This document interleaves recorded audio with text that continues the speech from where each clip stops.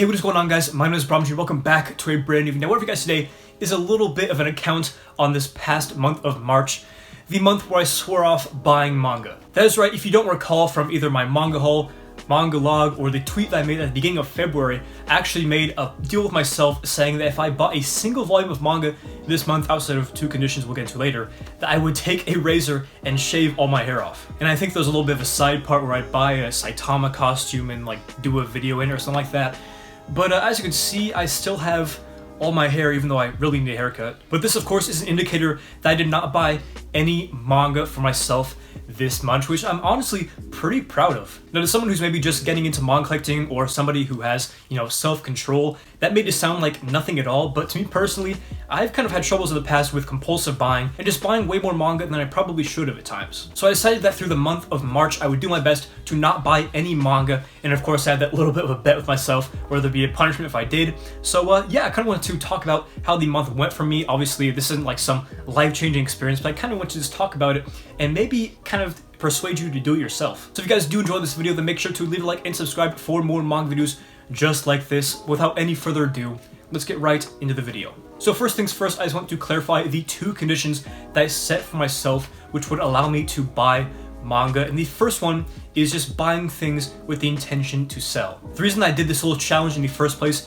is just to cut back on my accumulation of manga so I could just catch up on my backlog and save a little bit of money as well. So when it comes to money, buying manga to sell could only help me, so I decided that if there was a good deal that I could resell, then I would just take it. And the second condition is that if I previously committed to buying manga from somebody, which we'll get into an example of this later in the video, then I would just buy it from them and not flake on them, because that's kind of an asshole move, and I know if I had planned to sell someone some manga and they flaked on me, I'd be pretty pissed. So yeah, those were the two conditions I set up for myself. Everything else I could not buy. If I wanted to read some manga, I could not buy it this month. I think that those two conditions are pretty fair, so we're gonna go ahead and get into a little bit of a day-by-day through the month of times where I was tempted to buy manga. So no surprise, as somebody who buys a lot of manga, I felt the repercussions of this challenge very quickly on. The first time that I logged really wanting to buy manga was March 2nd. That's right, the second day of the month. I finished volume 15 of Battle Angel Alita last order, and if you guys don't know, there are 16 through 19. Those are the last 4 volumes put up by Kodansha. The only 4 volumes that I do not have of the series. And I talk about this a little bit in my manga reading log for March, but the part where 15 leaves off is like in the climax of the big tournament arc. So of course, I really wanted to see what happens next. The volumes are really fast-paced, so I go through them pretty quickly. And yeah, after I finished volume 15, I started to wonder if I had made a mistake in doing this challenge, because I really wanted to buy those last 4 volumes. But of course, I wasn't going to lose this challenge just 2 days into it, at least a couple more days before I fail it. The second thing that came up was March 5th. Now, if you guys don't know, I've been recently trying to collect the pulp serializations, I guess English serializations, of manga that are put out in Pulp magazine in tankobon format. And one of the series that I want to collect from that line is Uzumaki. Now, as you guys probably know, there's a hardcover variant, but there's a really nice single version of this manga. Probably not the one you're thinking of. I'll put up the ones that you might be thinking of when I mention Uzumaki singles, and then I'll show the ones that I want to collect. And these volumes are basically impossible to find. There's only like a few copies of each on the internet that I could find. So when a copy of volume 2 came up on eBay for $10, I was really tempted to buy it. So what I ended up doing for this was doing a trade with my fellow manga tuber and good friend Otaku Modest. Now, what we did is I traded the Bleach hardcover that I bought last month that I was going to sell for him. We did a trade where he sent me that volume of Uzumaki, volume 3 of Strain, and Even a Monkey Can Draw manga. Again, these volumes you all saw in this month's manga haul. Then about 10 days later, on March 16th, I was browsing Reddit as I tried not to go on Manga Swap and those different places to find deals like I usually do, but I couldn't help but notice that someone posted on r/manga deals that the Silent Voice box set was $40 on Amazon. Now, if you guys are not aware, A Silent Voice is one of my favorite movies of all time. I actually have the Blu-ray right over here. Really enjoy this movie, and I've wanted to pick up the manga for some time, but I've really just been waiting for a deal for the box set, because occasionally it goes down to like $35, $40, and I guess now was the time it just had to go on sale. Now, one thing that I tried to do for this was facilitate another trade. I actually edit videos for one of my friends who makes Super Mario 64 speedrunning. I do his VODs, and he pays me $40 to do a video and a thumbnail for each video. So I wanted to say, you know, I'll just edit a video for free if you buy me this box set and send it to me.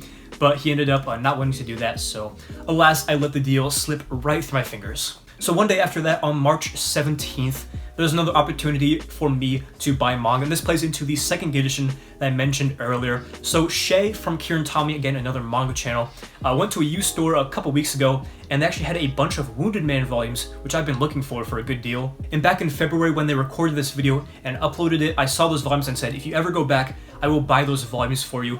And on the 17th, Shay went back and she bought all the volumes I asked for. So of course I just wasn't gonna say, you know, I'm just gonna pass on those for now, because obviously that'd be a real dick move. So I ended up buying those volumes from her like I promised back in February. Again, I don't think that really violates this challenge because I already committed to it. But again, I still kind of bought manga this month. And the last thing that came up this month during this challenge was, of course, the man, the myth, the legend, East Coast Manga.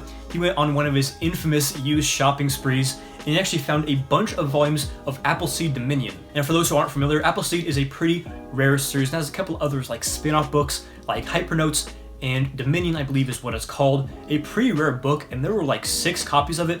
So I said, you know, East Coast, if you want to buy this, you know, I'll go ahead and pay you next month, and you can ship it to me, but I just wanted to reserve a copy of this. So again, I can pair it with my Appleseed books that I already have and sell it for a good price. So I think he bought the volume, and I'm pretty sure that's what we're going to end up doing.